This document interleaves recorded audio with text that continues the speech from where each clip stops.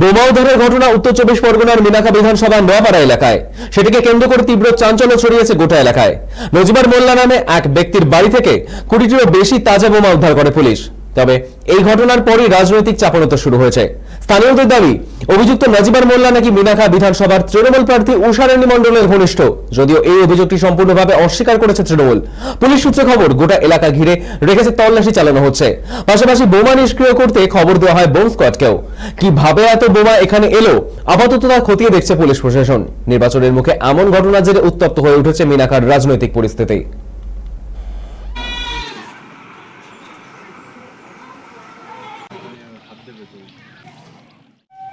বিষয়টা ও উষারানীর অনুগামী। ওরা উষারানী কে?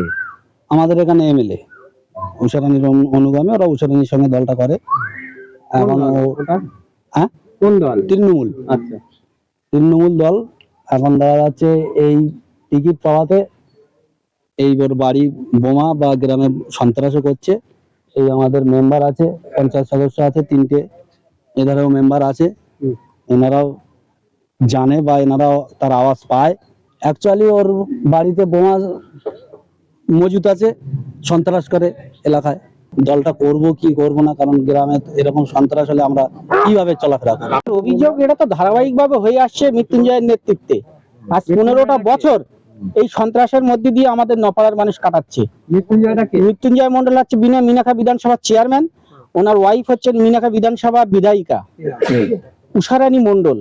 তার নেতৃত্বে আমাদের এখানে কোনো কাজ তো হয়নি, উপরন্ত সন্ত্রাস, মুসলিম বিদ্বেষী। আমাদের খালের এপারে 2টো গ্রাম মুসলিম বেশ গ্রাম, নপাড়া এবং কালিয়ানি, 2টো গ্রামে অশান্তির বাতাবরণ চলছে এই 15টা বছর ধরে।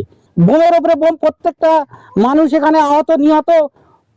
খবরের হেডলাইনে আমাদের হাড়োয়ায় মিনাখা বিধানসভা এসে রয়েছে। প্রত্যেকটা সময়, প্রত্যেকটা দিন আমাদের স্কুলের এই ত্রিমাত্রাটায় বোম মারে। বোম মারলে শুধু আমরা সন্ত্রাষ্ট হইনি, এখানকার বাচ্চারা, স্কুল স্টুডেন্ট আছে, বাচ্চারা আছে, বাচ্চার মায়েরা বাচ্চা ছেড়ে দিয়ে তারা ভীতি সংগ্রস্ত হয়ে আছে।